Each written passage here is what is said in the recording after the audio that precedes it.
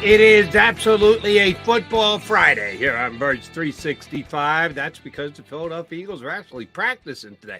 Back-to-back practices. The season's got to be starting this weekend, right? Back to back. Wow. Yeah. Can't get here Tough, soon enough. man. But hey, I did watch football. Did you watch football last night, McMullen's? I watched about 10 minutes of the Jets dominating, and then they jetsed it, lost in the end. I wouldn't get too upset about that. I got a kick out of when Cleveland sent out the players that weren't dressing.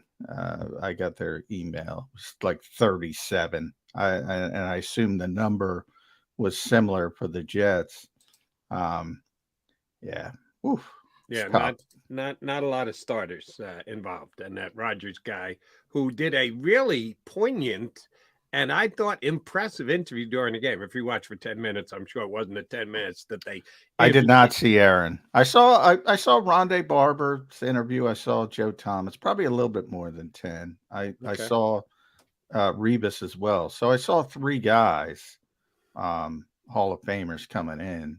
But I didn't see Rodgers. They had him mic'd up in, I think it was like the second. I don't even remember what part of the game was, but it was weird in that I take it you weren't watching when the lights went out. No, I didn't know the lights. You know there was a 20-minute delay because the lights in the stadium went out. It's an old it's stadium. Always something with that thing. You know, they refurbished it. You know, Tom Benson. Apparently. No, well, I'll tell you, Jody, it's a hell of a lot nicer than it used to be. It used to be a dump to the point. You remember the one year where they just didn't play the game because the teams, I forget the teams, you might remember, they were like, we're not playing on this garbage. You know how it is now. And then Tom Benson, to his credit, and that's why it's named after him, came in and refurbished the thing to the point where it's at least an NFL field from a playing standpoint structure. But yeah, it used to be much, much, much worse. I don't know if did they have bad weather out there? Not that I know of. The lights just went out. They didn't. Maybe I flipped over. They didn't pay the bill. I could have been a little late on the payment of the bill. I'm not sure exactly what it was, but the lights went out for a period of time, but came back on in time for Dorian Thompson-Robinson, a quarterback that I talked up here on Birds 365, many of my other shows. Thought he would be a nice fit for the Philadelphia Eagles for the same reason Marcus Mariota is supposedly a good fit. Ooh, because he runs and he's got some Jalen-like traits. A lot of people were looking at DTR around. Yeah, and they took the exact opposite with Tanner McKee. Right. They took a statue in and I like McKee too, but he's a different type of quarterback than Jalen was and Jalen is. And oh, by the way, Robinson went first. The Eagles were probably going to use the 6th round pick, and Robinson went in the 5th before they came up in the 5th. Did they even have a 5th round pick this year?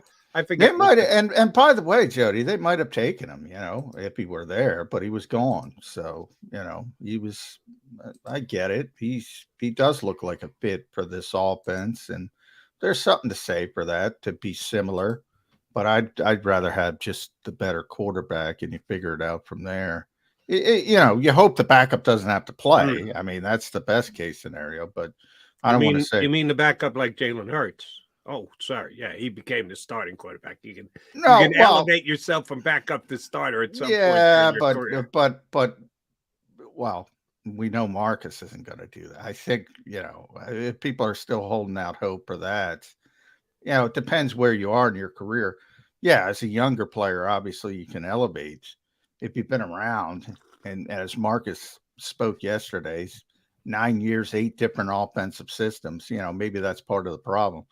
But, you know, he's been around for a while now. I think we know he's not going to be a high-level starting quarterback. So it kind of depends where you are in your career. Right.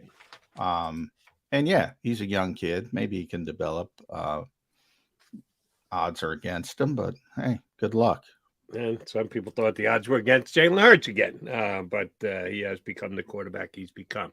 Yesterday at practice, you got Sirianni before they got underway, and your buddy of mine, Eric Kratz, did ask him about, or at least wrote about the fact that someone whether it was by design or by accident, it just happened. Hassan Reddick has now become a question as to whether he's happy or not happy, or is reacting to The situation. the situation. There is no situation, according to Sirianni. Okay, if you say so, Coach. Ed was the first one that I saw, and I had not even thought along these lines, but the fact that Hassan hasn't fully practiced yet, that they have been protecting him because he's got a groin, which he described as a non-injury. It's just that he doesn't want to take the chance of re-aggravating it, so they're going very cautiously and slowly. Ed kind of tied that into a hold in, that this was that's my fault, by the way, because I yours. told Ed that. Yeah, that's I told Tone that on the night show, Football 20. I must have not said it on Birds. I don't know. I say it so many. I told Mike Gill. I said, so it's my fault. But I also said, look, and the best example was Daniil Hunter, who was holding in, so to speak, but he wasn't practicing at all. I mean, he wasn't practicing, period. Hassan's practicing. He's just limited. But all I was saying is, look, if you've been around the NFL more than 2 minutes, you realize that these things tend to manifest themselves in fester. And when you say somebody like Hassan Reddick coming off the season he had, in the career he's had, because remember, the first 3 years in Arizona, he's 28 years old. He wildly outperformed his contract. He wildly is underpaid compared to the other top edge rushers in this league. It's natural. It happens all the time. They say, hey, what about me? And that's all I said. And, the situation may be nothing. He's practicing. He's just doing some 7-on-7 stuff, some individual stuff. And again, the hold in, the most recent, and Hunter got 20 million, was he wasn't practicing at all, and he was completely healthy. So they're not equal. But if you don't at least say, Hassan's probably not happy with his contract. And oh, by the way, he then admitted it. And he said, you guys see what's going on. Right. Meaning, look at my contract. There's something there. But he's a professional guy. He works his what off. He's not, nobody's saying he's not going to give 100%, but he would like something done, I'm sure. Sure. Not going to say no if the Eagles were to come to him. And it kind of organically came up in his media session the other day. And it's grown some legs here. And it may become an issue at some point. Don't know if it is just yet. The one thing that has been reported that I think is just unfair to both Reddick and the Eagles is someone I read stated that he took a hometown discount to come back and play for the Eagles. I don't believe that for a millisecond. No, that's not true. It just isn't. He got a 3-year, $45 million deal. The year before, when he hit the open market, had his best year. This has been Hassan Reddick's career, and it's just got on a steady increase and gotten better every single year. Last year's increase in production kind of went off the charts, but he had gotten better every single year. Arizona foolishly tried to use him as an outside linebacker and covering and pass coverage. And they finally, in the last year in Arizona, decide, why don't we just let him put his hand in the dirt and just rush off the edge. And he had his best year in Arizona. Then he's a free agent. And everybody could have signed him, including the Philadelphia Eagles. He signed a 1-year deal with his old college coach down in Carolina for $8.5, $9 million, wasn't anywhere near $15 million per, and had another good year, even better year than the year before in Arizona. So he was building up to the contract. It wasn't like other teams were offering him that $20 million per, but he said, no, I got to go home to Philadelphia, back to my Camden roots. That's not the case. The Eagles' offer was probably right there, very close to, if not at the top of the market. So the whole, he came back for a hometown discount to take care of Philadelphia because that's what he wanted to. I don't know that to be the case at all. And if that's part of your logic as to why You got to rip up the contract he's on right now and give him more because he did you a solid ahead of time. I don't know that to be the case at all. I think the Eagles paid right at the top of the market. That's not. Yeah, that's revisionist history. He got what he sort of deserved to get last year. Then he outperformed that contract, right? And that's where he is. And that's, he's not the only. He's again, but those. I think you're the only part I disagree with what you just said, Jody, is you're discounting those first 3 years in Arizona. And Hassan also brought that up because the reason his Carolina deal was 1 year and for less than what he should have made for the player he was because he only did it for 1 year in Arizona and he was already labeled a bust, and he kind of turned that around and he still talks about it today. And people sort of labeled him. That's why he has the chip on his shoulder. So that really, really set him back. Then he had another good year in Carolina. Then I think he got market value. And you know how this league works. Other edge rushers are getting paid, and they go above and above and above and above. And all of a sudden, it's not only Hassan Reddick. I mentioned Hunter, Bosa, Crosby. All these guys are going way past, in some cases, $20 million. And he's sitting there at $15 million, coming off the year he had, 4th in Defensive Player of the Year voting, 19.5 sacks. So, yeah, it happens that quickly. Now he's underpaid. And he knows the Eagles know what type of player he is because they had a historic pass rush, and that's not embellishment. Historic, 4th team in NFL history to get 70 sacks. First team in NFL history to have 4 guys get 10 or more. Right. And he's the key to it all. He's the guy. He's the best on that historic pass rush. So, yeah, he's underpaid. And he's still got that chip on his shoulder from those first 3 years in Arizona. And that set him back. And that factors into this because he's not on his first contract. He is 28 years old. The Eagles just drafted Nolan Smith. He sees that as well. You got to seize the moment when it's the moment, Jody. That's kind of what I said to everybody, and where it's, so it's partially my fault. But you got to seize the moment in this league.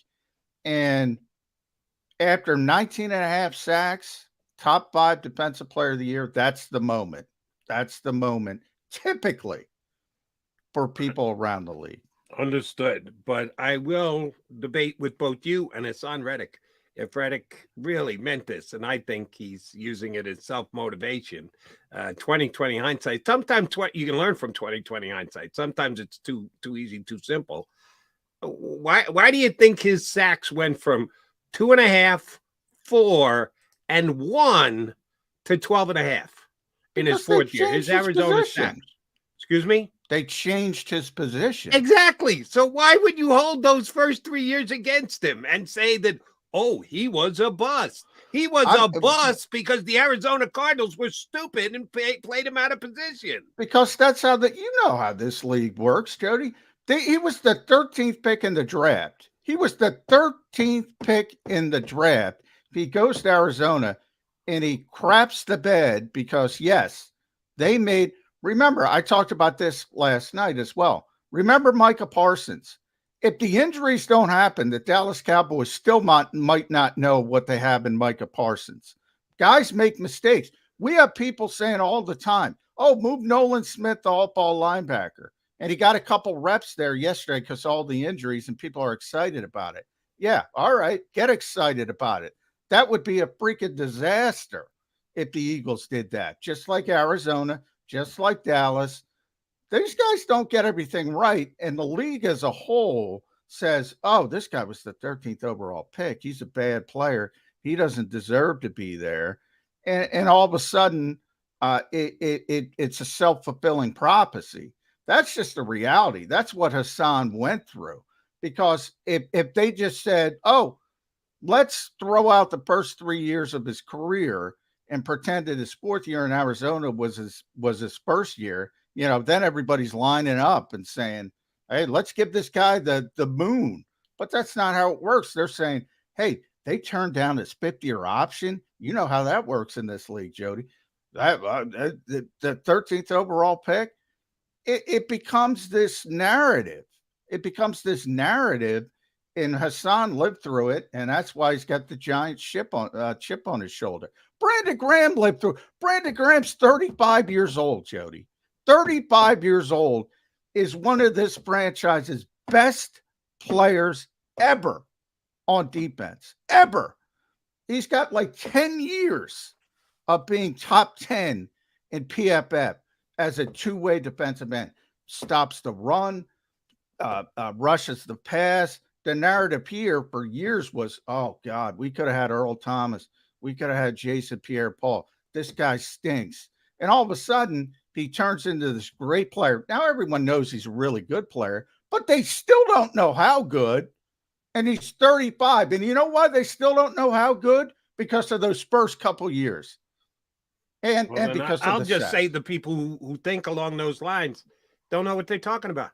Well, I would agree Maybe with that. it's a league-wide accepted thing, but I'd say shame on the league that you can't see. Now, Brandon and Hassan are a tough comparison because Brandon never changed positions. Brandon just got better. Brandon may have underachieved for whatever reason his first couple of years in life, but he just got better basically playing the same position. Hassan, there's something obvious you can look at and go, oh, maybe they just screwed up by playing him at a bad position for the first 3 years. And kudos to the Carolina Panthers. And yeah, I'll try not to hurt myself. I'll pat myself on the back. Kudos to Jody McDonald because I said that the Eagles should have signed him the year that he played for Carolina. I projected. Look at what they did. First time they play him at the position he should be played, he got 12 and a half sacks. Why wouldn't you go out and get him? And the only offer that he had that he felt comfortable with was Carolina, so he took it. But I thought the Eagles should have had him a year ahead of time, but at least they rightfully signed him to a 3-year, $45 million contract, which was league value. I don't think he was overpaid. I don't think he was underpaid. I don't think he took a team hometown discount. Now he has had an unbelievable off-the-charts type year. Do you think Howie Roseman will say, we really do need to take care of this guy? He did. He outperformed everything. His expectations, our expectations. That's kind of the way the league works. Guys get annoyed. How far does Hassan need to push the envelope if he really wants to get this done before the season starts? How do you think it plays the rest of camp? If I were Howie, I would tweak his deal. And it's pretty easy to do. You give him a couple extra $1 million, you add a year on the contract, and you make the player happy. That's what I would do. The Eagles are very disciplined, and they have Nolan Smith, and they're very forward thinking, and they might say, well, how much tread is on the tire and all that kind of stuff. Can he do it again? I think that's how you get in trouble. Whereas, if you give them a couple extra million to say, hey, we love you, and pat them on the back, sort of, it's more of a motivational technique than anything else for me. I think it would be better for the team. When you sit and say and play hard line on situations like this, and I get it. I get both sides because you don't want to set the precedent. But you can go back and say, Jody, all right, when you're top 5 in defensive player of the year voting, that's the precedent. When you're getting 20 sacks and running and have a run to the Super Bowl as the best defensive player we have, or at least the most impactful defensive player we have, that's the precedent. How many people are going to reach that precedent? Right. Going forward. So I don't see any downside to it. But I'll be the first to acknowledge how he's smarter than me with stuff like this. Obviously, Reddick doesn't have a ton of leverage. The leverage for Howie Roseman is keep one of your best players happy as happy as a clam, and I don't see the downside. Yeah, you don't go long term. You don't say you just give him a couple extra $1 million. You tack a year on. It's better for salary cap purposes anyway.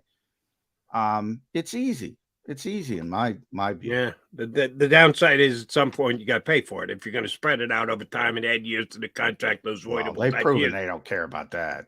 I mean, they just don't care about that. They just It, don't. I mean, we can talk about it, but they've proven time at that they don't care about it. So, are they going to care about it with Hassan Reddick? And again, we're talking a much lower, talking a couple, literally $2-3 million. That's all I'm talking about. They're not going to. They don't care about that. They've proven it time and time again with big contracts. Jalen Hurts being the most notable. I mean, yeah, that would be disingenuous for the Eagles to say, "Oh, we all of a sudden care about it." But I don't think that's the way they do business. I don't think that is. And all of this conversation, I don't know if Hassan Reddick is upset. Maybe he's got a sore groin. Sometimes a sore groin is a sore groin.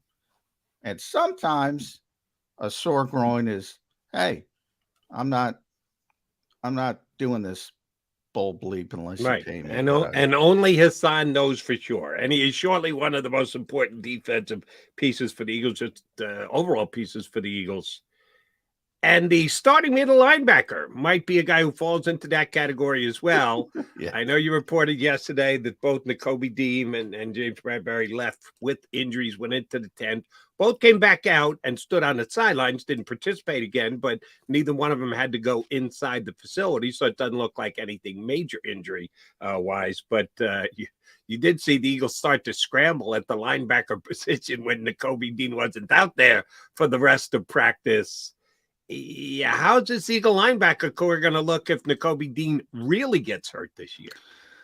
Boy, I mean, I knew it. Yeah, no, we've talked about it a lot on this show, and I've said the Eagles have gone too far when it comes to devaluing the linebacker position. For the most part, I agree with them, but I think they've taken it too far. And when you saw it manifest itself, and if it was for one morning, we're not talking about 4 games or 5 games. When you saw it manifest itself for one morning in the summer, and you say, wow, Christian Ellis and Nicholas Morrow are your first team linebackers. You know how he described it to Tone last night? Granted, all right, Eagles fans get mad. They always get mad. You're negative, blah, blah, blah. If this were the Dallas Cowboys linebacker group, they would be killing the Cowboys. They would be killing them, laughing at them, saying, what are they doing? Or the New York Giants or Washington or whatever. This linebacker. Who would be killing them? Eagles fans. Oh, Eagles fans. Okay, gotcha. Would be killing those particular teams. This is bad. This is bad. This is a bad room, a bad group, a bad idea. Any other bads I can get in there, Jody? Something's got to be added to this position. I want to revisit this because I know you got to run out of here in about 3-4 minutes to go to Eagles camp, because you and I disagreed on this earlier this summer. And it's a complete hypothetical because I don't think it can happen. At one point, I thought it could happen, but now I don't. Patrick Queen, linebacker, Baltimore Ravens, 5th-year option, not picked up. They draft a linebacker, I believe in the 3rd round, kid out of Clemson, that looks like a natural replacement for Patrick Queen. And I suggested the Birds should have interest in him. And for what he's accomplished and where he was drafted and everything else, I thought the price on the open market would be a 3rd-round pick. Your stance was, there's no way Howie Roseman gives up a day 2 pick for a linebacker. Just not happening, Jody. They don't do that. That's not the way they evaluate linebacker. Well, Johnny Mack is pretty outspoken today about how bad that linebacker room is right now. And if Nakobe Dean goes down, oh my God, it looks pretty damn empty to me. Does it have that big an effect that the Eagles would change their overall stance on what they'd be willing to pay for an upgrade as far as draft capital goes in a deal? No, they still only get, but here's the thing, Jody, and this is the difference between taking linebackers in the 1st round like Patrick Queen, or even Roquan Smith, top 10 picks, Devin White, top 10 picks. versus what the Eagles have done. There's a comfortable middle. Like, Chauncey Gardner-Johnson, whatever they got him for, a 5th and a 7th or 4th and a 7th, I forget. I'd have to look it up. But, a couple day 2, day 3 picks. There's going to be a linebacker out there, maybe on the final year of his rookie deal, that's a huge upgrade on what they have that they can get for day 3 capital. So I'm not saying you got to make a splash and you got to get Queen or you got to get Devin White or you got to get a big name, but you got to get a Chauncey Gardner. And this is not CJ now after the people saw him, CJ last year, where it's like, he's a nickel back. He's moving to safety. And we're all saying, is this going to work? And it worked out obviously really well. And I'm not saying that's going to work out, but you're going to be able to get a player like that who's has it broken through in their original city and is going to be better than what the Eagles have. And what the Eagles have, obviously, is Nick Morrow and Christian Ellis and Davion Taylor and Ben Van Sumeren and Sean Bradley and players like that. And they're, Kyron Johnson, they tried him at all-ball linebacker, moved him back to edge rusher. In the spring, they tried him, moved him back to edge rusher. Now he took a couple snaps there. Nolan took a couple snaps. Derek Barnett took a couple snaps at linebacker in developmental period. This is one day, Jody. Not even one day. Half a day. Half a day, because he practiced to begin with. It was just a half a practice that they had to come up with answers, and they seemed like they were grasping from all over the place. John, I know you got to go, and you're a great reporter. I want you to figure that guy for me. And today's a Friday, so we got Monday. Who's that guy who you wouldn't have to give up a day 2 pick for? Who's a linebacker who might be available via trade because the other team, and there aren't many teams in the NFL that you can say this about, have linebacker depth. The entire league seems to be searching for linebackers. But I've combed the rosters and tried to find that guy, and I'll be damned if I can do it. So I'll put you to the test. I'll take up that baton. I'll have to carve out some time because it can't be hard, Jody, because everybody's backups are better than the Eagles' backups. Right, Bottom line, as dominant. Maybe I overrate the Eagles' backups because I couldn't find that guy. That I said, well, is this guy really that much better than? Yeah, I tried. I couldn't come up with that guy. As dominant if you do, I'll tip my hat to you, big guy. As dominant as the Eagles' defensive line is, as dominant defensive front, I'll call it, as dominant as the offensive line is, as dominant as the cornerbacks are, the quarterback, the top of the wide receiver group, this is a very, very, very good football team. To call them bottom 5 at linebacker is probably being kind. They're bottom 2. I think PFF rated them 31. Yeah, so they 31 rated somebody, out of 32. Yeah. So they rated somebody worse, and I forget who they rated worse. But everybody has got better options than the Eagles, basically, in the NFL at that position. And the reporting on Nakobe Dean, BLG, all the beat guys, I did I say this with you? I don't remember where I said it. I thought it was a really good line by Elliot Shore Parks. I heard him on WIP. He said it's amazing in that Nakobe Dean, all last year, every single practice, so far the practices this year, has not made an eye-opening play, but has not made an eye-opening mistake either. Because every once in a while you get beat on coverage, you look real bad, you go, what the hell was that all about? He said he knows Nakobe's there. He sees him on the field. He just never makes this great play, tip ball, come up with an interception, gets blatantly beat by Goddard on coverage. No, he just gets through practice. And hey, at this point, that's good for the Eagle linebackers. If you're not messing anything up, that's pretty damn good. And we don't have time because I got to go, but we'll talk about that next week. I mean, there's the assumption that Nakobe's going to be Fred Warner. Yeah, that ain't true either. So, again, I think the Eagles have taken it too far at the linebacker position. I agree with their sentiment for the most part. They've just taken it too far. They've just taken it too far when it comes to devaluing.